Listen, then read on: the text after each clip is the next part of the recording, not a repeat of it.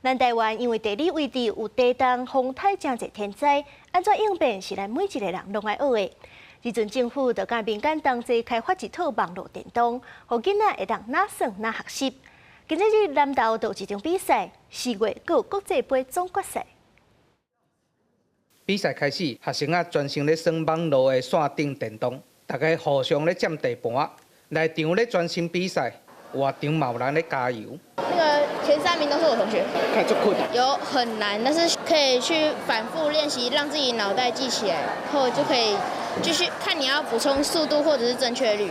那這個活動是電腦這個競賽佚佗的這個遊戲的方式，來教囡仔吼安怎去學習這個環保甲防災知識。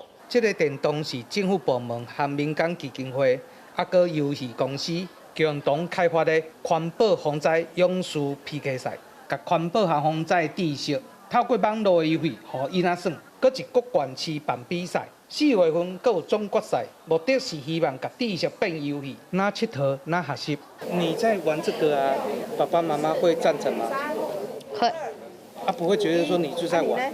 不會，因為可以學到東西。咱莫講想講電腦敢若是互囡仔去算，其實伊會當嘛是足好的工具，甲會當學習安尼。因為比如講，阮查囝伊若學校的迄考卷寫了，就會去哩拍計模，閣做各種的題目安尼，所以其實佇學習面頂嘛是足儕進步的。台灣食地動風颱，所以有大水雨、閣土石流等等的天然災害，閣加上人為的環境破壞，要安怎防災應變是重要的議題。